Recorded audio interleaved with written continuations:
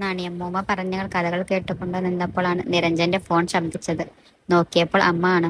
അവൻ call cut ചെയ്തു. അവനവരോട് കശലായ ദേഷ്യം വന്നു. ഇവർ കാരണമാണ് ഈ പാവം പെൺകുട്ടിക്ക് ഈ ഗതി വന്നത്. ഇവളെക്കുറിച്ച് യാതൊന്നും അമ്മ പറഞ്ഞതുമില്ല. എന്തൊരു ദ്രോഹമാണ് അവളോട് കാട്ടിക്കൂട്ടിയത്. ഇനി പ്രിയയെക്കുറിച്ചുള്ള കഥകളൊന്നും അമ്മക്ക് അറിയില്ലയാവോ. അറിഞ്ഞുകൊണ്ട് തന്നെ അമ്മ ഇങ്ങനെയൊക്കെ ഓർത്തുകൊണ്ടിരുന്നപ്പോൾ വീണ്ടും അവന്റെ ഫോൺ ചിലച്ചു. അവൻ അപ്പോഴും ഫോൺ എടുത്തില്ല. പ്രിയ അവർക്കരികിലേക്ക് നടന്നു വന്നു. കാത്തുനിന്ന് മുഷിഞ്ഞോ രണ്ടാളും, അവർ ചോദിച്ചു.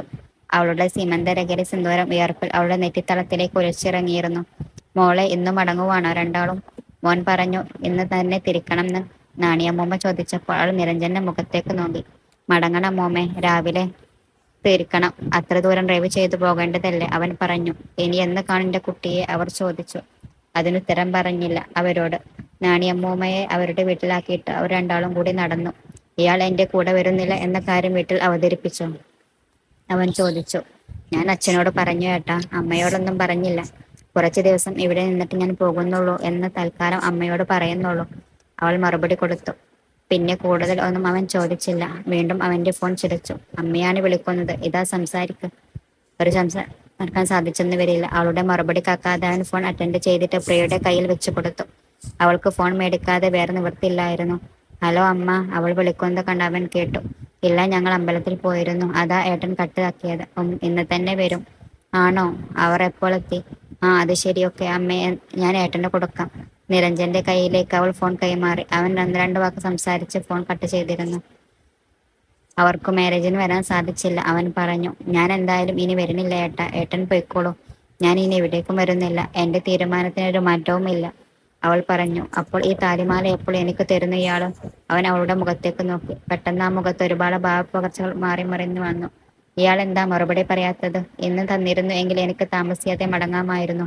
അവൻ വീണ്ടും പ്രിയയെ നോക്കി പറഞ്ഞു. ഇത്രയും ദിവസത്തെ പരിചയം വെച്ചെങ്കിലും എനിക്ക് തന്നൂടെ ഏട്ടാ ഇത്?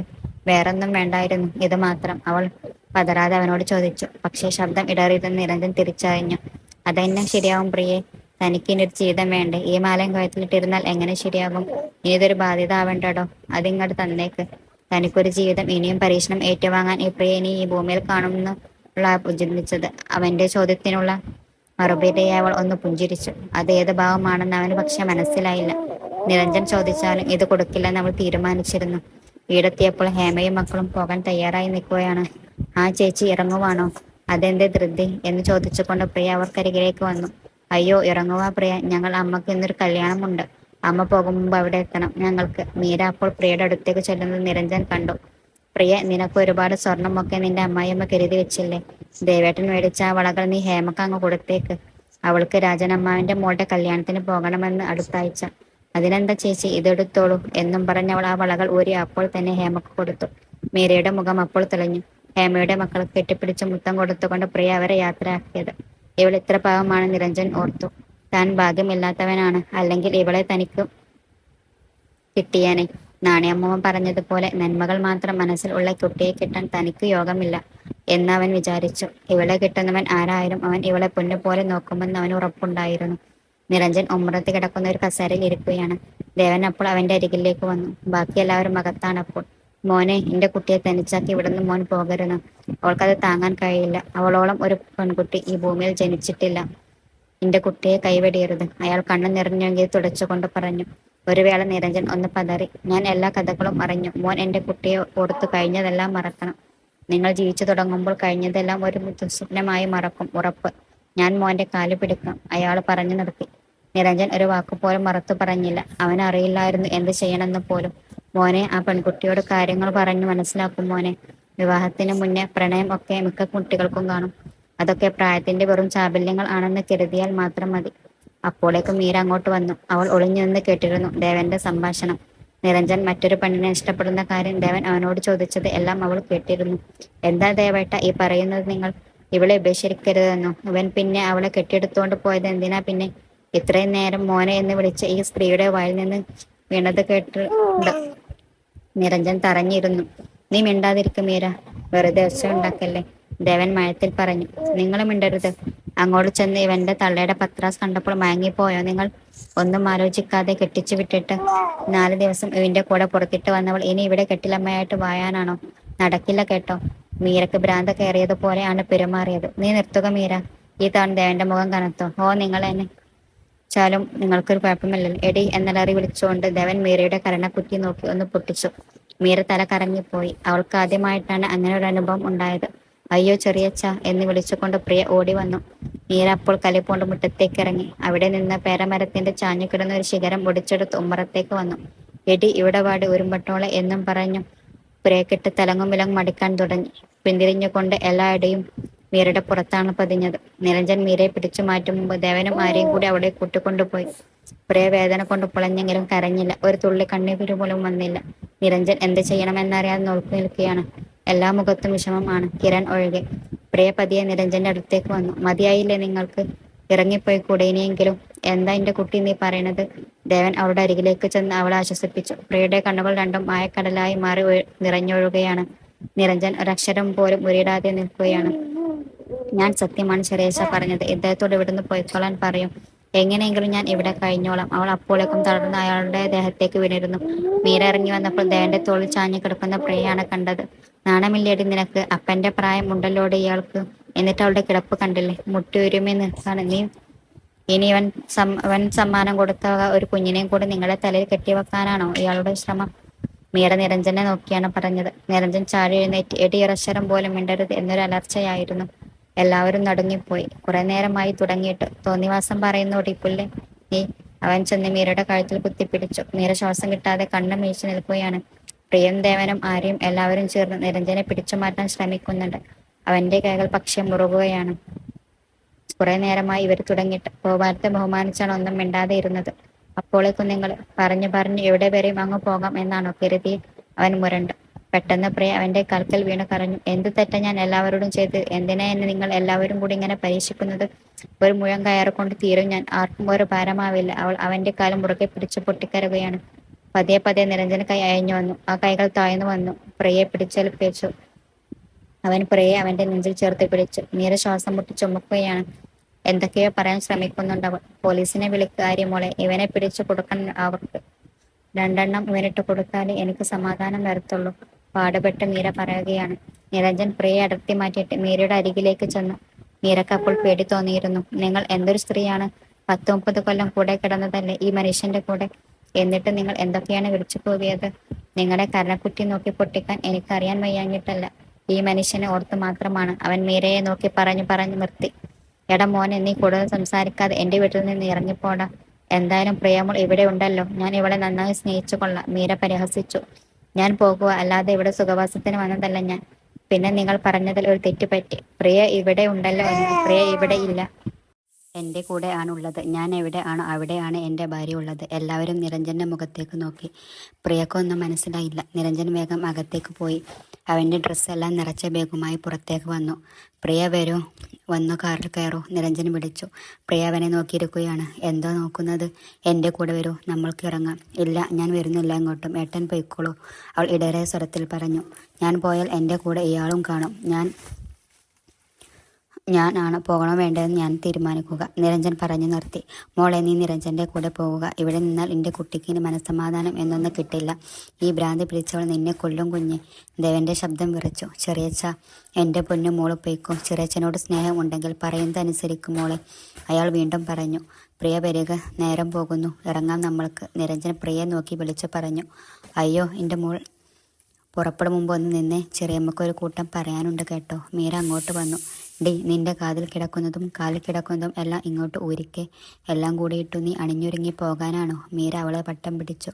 എല്ലാം ഊരിയെടുക്കാൻ തുടങ്ങി. അതെ, നിങ്ങളുടെ വീട്ടിൽ ഇവൾ പണിയെടുക്കാൻ തുടങ്ങിയിട്ട് എത്ര വർഷം ആയെന്ന് വല്ല കണക്കും ഉണ്ടോ നിങ്ങൾക്ക്? ഈ പണിയെല്ലാം എടുത്തിട്ട് നിങ്ങൾ വല്ല കൂലിയും കൊടുത്തോ ഇവൾക്ക്? അതുകൊണ്ട് പ്രിയ തൽക്കാലം ഇതൊന്നും ഊരുന്നില്ല. ഇത് പറഞ്ഞുകൊണ്ട് നിരഞ്ജൻ മീരയെ നോക്കി. അവനെ കാണും തോറും മിരക്ക് വേർന്നതു കയറി. വേണ്ട ഏട്ടാ, എനിക്കൊന്നും വേണ്ട, ഇതെല്ലാം ചെറിയമ്മ എടുത്തോട്ടെ. ഇവർക്ക് അർഹതപ്പെട്ടത് തന്നെയാണ് ഇതെല്ലാം എന്ന് പറഞ്ഞവൾ എല്ലാം അയക്കാൻ തുടങ്ങി. എൻ്റെ മീര, അതെല്ലാം കൂടി കൂട്ടിയാൽ 2 പവൻ അല്ലേ കാണൂ, അതെങ്കിലും ആ കുട്ടി എടുത്തോട്ടെ, ദേവൻ പറഞ്ഞു. ഓ പിന്നെ, അത്രക്ക് ദണ്ണമായി പോയ നിങ്ങൾക്ക്? എന്നാലേ ഇതൊക്കെ എൻ്റെ മക്കൾക്കും വേണം കേട്ടോ. ചെറിയച്ചായി രാജകുമാരിക്ക് ഇത് വേണ്ടെന്നേ, അവളുടെ രാജകുമാരൻ എല്ലാം മേടിച്ചു കൊടുത്തോളും. പിന്നെ സ്നേഹനിധിയായ ഒരു അമ്മായിമ്മ ഉണ്ടല്ലോ. മീര ഉറക്കെ ചിരിച്ചു. പ്രിയ, നിന്നോട് ഞാൻ എന്താ പറഞ്ഞെന്ന് നിനക്ക് മനസ്സിലാക്കിക്കൂടുന്നുണ്ടോ? നിരഞ്ജൻ പ്രിയയുടെ കയ്യിൽ പിടിച്ചു. അവൾ കമ്മൽ ഊരി മാറ്റുകയായിരുന്നു. 2 പവൻ ഉണ്ടോ ഇതെല്ലാം കൂടി ചെറിയച്ഛ? നിരഞ്ജൻ ദേവനോട് ചോദിച്ചു. 2 പവൻ തികച്ചും കാണില്ല മോനെ, അയാൾ മറുപടിയും കൊടുത്തു. ഇതാ ഇത് 3.5 പവൻ ഉണ്ട്. നിരഞ്ജൻ അവൻ്റെ കയ്യിൽ കിടന്ന ചെയിൻ ഊരി മിരക കൊടുത്തിട്ട് പറഞ്ഞു. ഇത് നിങ്ങൾ എടുത്തോളൂ എന്നും പറഞ്ഞ് നിരഞ്ജൻ പ്രിയയുടെ കാർ എത്ര ദൂരം പിന്നിട്ടെന്ന് പ്രിയക്ക് അറിയില്ലായിരുന്നു. അവൾ ആകെ ക്ഷീണിതയായിരുന്നു. നിരഞ്ജൻ അവളോട് പ്രത്യേകിച്ചൊന്നും സംസാരിച്ചില്ല. കാരണം അവനും അറിയില്ല ഇനി മുമ്പോട്ട് എന്താകുമെന്ന്. ഇത്രയ്ക്ക് ഭീകരമായ അന്തരീക്ഷത്തിലാണ് പ്രിയ കഴിഞ്ഞതെന്നോർത്തപ്പോൾ അവൻ വിഷമമായിരുന്നു. ഇടയ്ക്ക് 2 പേരും കൂടി ഓറഞ്ച് ജ്യൂസ് കുടിച്ചു. വീടെത്താറായോ ഏട്ടാ? പ്രിയ ആകെ മടുത്തിരുന്നു. എന്താ, തനിക്ക് എന്തെങ്കിലും ബുദ്ധിമുട്ടുണ്ടോ? നിരഞ്ജൻ ചോദിച്ചു. ഭയങ്കര ക്ഷീണം ഏട്ടാ. അവൾ വാടി തളർന്നിരുന്നു. താൻ കുറച്ച് സമയം ഉറങ്ങിക്കോ, അത് കഴിയുമ്പോൾ എല്ലാം ഓക്കെ ആകും, അവൻ പറഞ്ഞു. പ്രിയ പതിയെ പതിയെ ഉറക്കത്തിലേക്ക് വഴുതി വീണു. പ്രിയെ, നിരഞ്ജൻ അവളെ കുലുക്കി വിളിച്ചു. 10 മിനിറ്റിനുള്ളിൽ വീടെത്തും കേട്ടോ. താൻ എഴുന്നേൽക്ക്, അവൻ പറഞ്ഞു. അപ്പോഴാണ് അവൻ കണ്ണു തുറന്നത്. നിരഞ്ജൻ കാർ നിർത്തിയിട്ടിരിക്കുകയാണ്. മിനറൽ വാട്ടർ ബോട്ടിൽ എടുത്ത് അവൻ പ്രിയക്ക് കൊടുത്തു. എന്നിട്ട് അവൻ ഡോർ തുറന്ന് പുറത്തേക്ക് ഇറങ്ങി. പ്രിയക്ക് ഇറങ്ങാൻ ഡോർ തുറന്നു കൊടുത്തു. മുഖത്തേക്ക് വെള്ളം വീണപ്പോൾ അവളുടെ അധരങ്ങൾ വിറക്കുന്നുണ്ടായിരുന്നു. താൻ അവിടെ നടന്ന കാര്യങ്ങൾ ഒന്നും ആരോടും പറയണ്ട കേട്ടോ. എല്ലാം പതിയെ ഞാൻ അറിയിച്ചോളാം, നിരഞ്ജൻ പറഞ്ഞു. അത് കേട്ടതും അവൾ തല കുലുക്കി. അവർ വീടെത്തിയപ്പോൾ പത്മിനിയും അരുന്ധതിയും മുറ്റത്തെ ചെമ്പകച്ചോട്ടിൽ ഇരിക്കുകയാണ്. ദേവിക കുറച്ച് കശുവണ്ടി പരിപ്പ് റോസ്റ്റ് ചെയ്ത് പ്ലേറ്റിൽ നിരത്തിക്കൊണ്ടുവന്നു. അപ്പോഴാണ് നിരഞ്ജൻ കാർ പാർക്ക് ചെയ്തിട്ടത് അവൾക്കരികിലേക്ക് വന്നത്. തൊട്ടു പിന്നിലായി പ്രിയയും ഉണ്ടായിരുന്നു. ഇതാണ് കേട്ടോ എൻ്റെ പ്രിയപ്പെട്ട മോള് എന്ന് പറഞ്ഞ് അരുന്ധതി പ്രിയയെ പിടിച്ച് പത്മിനിയുടെ മുമ്പിലേക്ക് നിർത്തി. ഫോട്ടോയിൽ കാണുന്നതിലും സുന്ദരിയാണ് കേട്ടോ മോൾ എന്ന് പറഞ്ഞ് പത്മിനി അവളെ ചേർത്ത് നിർത്തി. അവർ രണ്ടാളും എന്തേ വല്യമ്മേ? നിരഞ്ജൻ ആണെങ്കിൽ പത്മിനിയോട് അവരുടെ മക്കളെ കുറിച്ചാണ് ചോദിച്ചത്. എന്തോ മേടിക്കാൻ പുറത്തേക്ക് പോയതാ മക്കളെ, ഇപ്പോൾ വരും കേട്ടോ, അവർ പറഞ്ഞു. മക്കൾ 2 പേരും പോയി ഡ്രസ്സ് മാറി ഫ്രഷ് ആകൂ, ഇത്ര ദൂരം യാത്ര ചെയ്ത് വന്നതല്ലേ, അപ്പോഴേക്കും വരും ഇങ്ങ് വരും എന്ന് പറഞ്ഞ് പത്മിനി നിരഞ്ജനെയും കൃഷ്ണപ്രിയയും കൂട്ടി അകത്തേക്ക് പുറത്തുവിട്ടു. പ്രിയയുടെ മുഖം വാടിയിരിക്കുന്ന അരുന്ധതി ശ്രദ്ധിച്ചു. സച്ചു എന്തേലും പറഞ്ഞു എന്ന ഭയം അവളെ വേട്ടയാടി. പോയ പോലെ അല്ല അവൾ തിരിച്ചു വന്നിരിക്കുന്നത്. അവൻ അവളെ വിഷമിപ്പിച്ചു. എല്ലാം കൈവിട്ടു പോയോ ഭഗവാനെ? പ്രിയക്ക് നല്ല യാത്രാക്ഷീണം ഉണ്ട്. അല്ല അരുന്ധതി, മുഖം ആകെ വല്ലാണ്ടായി. ആ കുട്ടി ഒരുപാട് ദൂരം ഒന്നും പോയിട്ടില്ലെന്ന് തോന്നുന്നില്ലേ? പത്മിനി വല്യമ്മ ചോദിക്കുന്നത് മുകളിലെ മുറിയിലേക്ക് പ്രിയയുമായിട്ട് കയറിപ്പോയ നിരഞ്ജൻ കേട്ടിരുന്നു. അമ്മ എന്താണ് മറുപടി കൊടുത്തതെന്ന് അവൻ ശ്രദ്ധിച്ചു പോലും ഇല്ല. അവനാണെങ്കിൽ അരുന്ധതിയോടുള്ള ദേഷ്യം പതഞ്ഞും പൊങ്ങുകയാണ് ഓരോ നിമിഷവും. നിരഞ്ജൻ വാതിലിൻ്റെ ലോക്ക് മാറ്റിയപ്പോൾ പ്രിയ വേഗം അകത്തേക്ക് കടന്നു. അവൻ മുറിയിൽ നിൽക്കുന്നത് പോലെ മറന്നുകൊണ്ട് അവൾ വേഗം ഒരു ബെഡ്ഷീറ്റ് എടുത്ത് നിലത്തി വിരിച്ചു. എന്നിട്ട് അതിൽ കിടന്നു. കാരണം അത്രയ്ക്ക് ക്ഷീണിതയായിരുന്നു അവൾ. പ്രിയ, ഇയാൾക്ക് എന്ത് പറ്റി? എടോ, തനിക്ക് സുഖം ഇല്ലേ? നിരഞ്ജൻ അവളോട് ചോദിച്ചു. ഭയങ്കര തലവേദന എടുക്കുന്നു ഏട്ടാ, കണ്ണു പോലും തുറക്കാൻ പറ്റണില്ല, അവൾ കണ്ണുകൾ ഇറുക്കി അടച്ചുകൊണ്ട് പറഞ്ഞു. ബാം എടുക്കട്ടെ, അതല്പം പുരട്ടുമ്പോൾ മാറും, ഇല്ലെങ്കിൽ നമുക്ക് ഹോസ്പിറ്റലിൽ പോകാം എന്ന് പറഞ്ഞു അവൻ ഷെൽഫിൽ തിരയാൻ തുടങ്ങി. ബാം എടുത്തുകൊണ്ട് തിരിഞ്ഞ് നിരഞ്ജൻ നോക്കിയപ്പോൾ പ്രിയ മയങ്ങിപ്പോയിരുന്നു. ചെരിഞ്ഞു കിടന്നുറങ്ങുന്ന പ്രിയയെ അവൻ നോക്കി നിന്ന് പോയി. താൻ എന്തൊക്കെയോ നാട്ടിൽ കൂടി സഞ്ചരിച്ചു, എത്രയൊക്കെയോ പെൺകുട്ടികളെ കണ്ടു, പരിചയപ്പെട്ടു.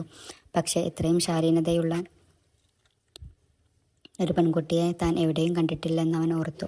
അകലാൻ ശ്രമിക്കും തോറും ഒരു കാന്തത്തേക്കുള്ള പ്രഭാതത്തിൽ അവൾ തന്നെ അവളിലേക്ക് ആകർഷിപ്പിക്കുകയാണ് എന്നവൻ ഓർത്തു. തനിക്ക് ഭാഗ്യം ഇല്ലാതായിപ്പോയി. ഇല്ലെങ്കിൽ ഇവളെ തനിക്ക് നേരത്തെ കിട്ടിയനെ. തൻ്റെ പകുതിയാകേണ്ടവളാണ്. പെട്ടെന്നാണ് അവൻ കണ്ടത് മീര പേരക്കമ്പ് കൊണ്ടടിച്ച പ്രിയയുടെ പുറത്ത് കരിനീലിച്ച് കിടക്കുന്നത്. അവൻ്റെ ഉള്ളൊന്ന് പിടഞ്ഞു. പ്രിയെ, അവൻ അവളുടെ അരികത്തായി കുനിഞ്ഞിരുന്നു കൊണ്ട് വിളിച്ചു. പ്രിയെ, ബാം പുരട്ടി കഴിഞ്ഞാൽ തലവേദന മാറും കേട്ടോ, അവൻ പറഞ്ഞു. അവൾ പക്ഷെ ഒന്ന് മുളക മാത്രം ചെയ്തോളൂ. അവൻ പതിയെ ബാം എടുത്ത് ചൂണ്ടുവിരൽ കൊണ്ട് അവളുടെ നെറ്റിയിൽ പുരട്ടി കൊടുത്തു. അവളുടെ നെറ്റി അപ്പോൾ ചൂടുകൊണ്ട് പൊള്ളുന്നുണ്ടായിരുന്നു. പ്രിയ നന്നായിട്ട് പനിക്കുന്നുണ്ടല്ലോ എന്ന് അവൻ അപ്പോഴാണ് അറിയുന്നത്. അതാ ഇത്രയ്ക്ക് ക്ഷീണം ഇവൾക്ക്. പാവം പ്രിയ. അവൾ അരുന്ധതിയെ വിളിക്കാനായി പുറത്തേക്ക് പോയി. വാതിൽക്കൽ ചെന്നപ്പോൾ അവൻ കടിഞ്ഞനിട്ടതുപോലെ നിന്ന് പോയി. അപ്പോൾ ആണ് നിരഞ്ജൻ ഓർത്തത് പ്രിയ നിലത്താണ് കിടക്കുന്നതെന്ന്. അമ്മ കണ്ടാൽ കുഴപ്പമില്ല, പക്ഷേ ബാമ, അപ്പച്ചിയോ പത്മിനി വല്യമ്മയെ കൂടെ കയറി വന്നാൽ അവർ കാണുമല്ലെന്നോർത്തു. അവൻ വേഗം തിരിച്ചു വന്നു. പ്രിയയെ കുലക്കി വിളിച്ചു. അവൾ ഒന്നുകൂടെ ചുരുണ്ടുകൂടി കിടന്നു. പിന്നെ നിരഞ്ജൻ ഒന്നും നോക്കിയില്ല. 2 കൈകൊണ്ടും അവളെ പൊക്കിയെടുത്തു. തൻ്റെ ദേഹത്തേക്ക് ചേർന്ന് കിടക്കുന്നവളെ കണ്ടതും അവന് അവളോട് വാത്സല്യം തോന്നിപ്പോയി.